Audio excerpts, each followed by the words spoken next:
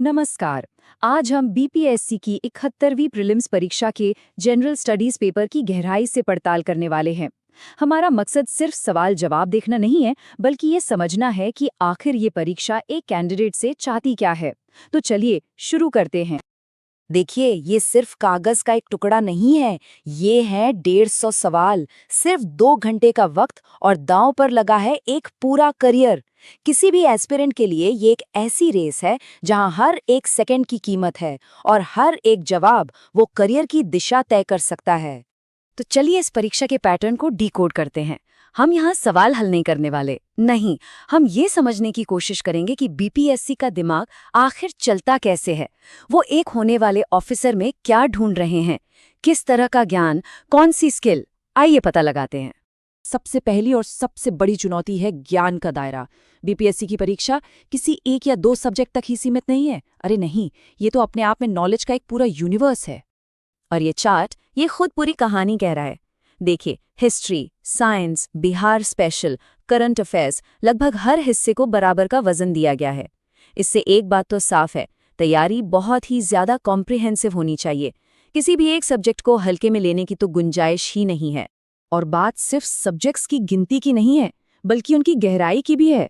एक पल में आपसे पूछा जाता है कि प्राचीन भारत के राजवंशों का सही क्रम क्या था, और अगले ही पल आपके सामने फिजिक्स का एक प्रैक्टिकल सवाल आ जाता है। ये चीज इस एग्जाम के विशाल दायरे को एकदम साफ दिखाती है।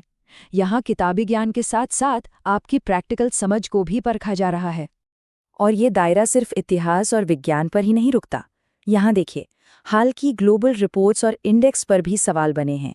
मतलब साफ है, एक कैंडिडेट को न सिर्फ अपने देश बल्कि दुनिया में क्या चल रहा है उस पर भी पैनी नजर रखनी होगी। अब आते हैं इस परीक्षा के दूसरे सबसे जरूरी पहलू पर। देखिए, बीपीएससी में सफलता सिर्फ जनरल नॉलेज के दम पर नहीं मिल सकती। अगर बिहार राज्य की गहरी समझ नहीं है तो बात नहीं बनेगी। इस पेपर में 30 से भी ज्यादा सवाल सीधे सीधे बिहार से जुड़े हुए हैं। सोचिए, ये आंकड़ा ही अपने आप में बता देता है कि लोकल नॉलेज इस एग्जाम में कितना बड़ा गेम चेंजर है। ये एक बहुत ही डिसाइडिंग फैक्टर है। और जब हम लोकल फोकस की बात करते हैं तो इसका मतलब सिर्फ भूगोल नहीं है। इसकी शुरुआत होती है राज्य के शानदार अतीत से और ये उसके इतिहास की गहराइयों तक जाता है।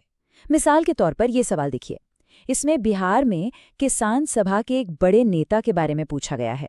ये दिखाता है कि बस ऊपर ऊपर की जानकारी से काम नहीं चलेगा, आपको बारीक से बारीक डिटेल्स पता होनी चाहिए। और ये फोकस सिर्फ इतिहास पर ही नहीं उगता, बल्कि ये राज्य के आज के आर्थिक हालात तक भी पहुंचता है।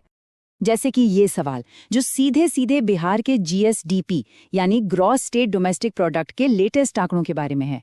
मतलब साफ है कि बिहार की इकोनॉमी, उसके डेवलपमेंट के जो आंकड़े हैं, उन पर भी आपकी पूरी पकड़ होनी चाहिए।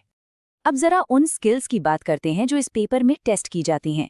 क्योंकि सच तो ये है कि ये परीक्षा सिर्फ रटने की कला का इम्तिहान नहीं है, ये उससे बहुत आगे की चीज है।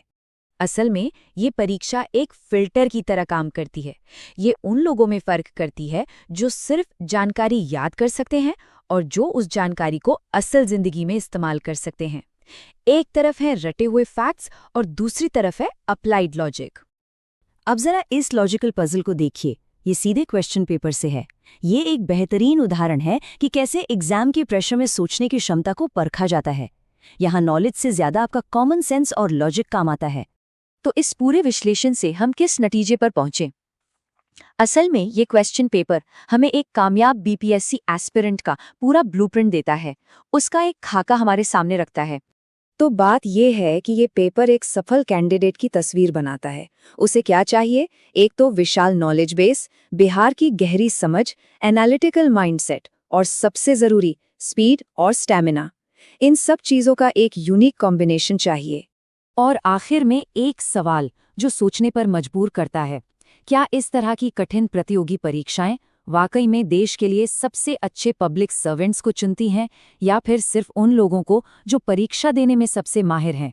ये एक ऐसा सवाल है जिस पर सोचना बनता है।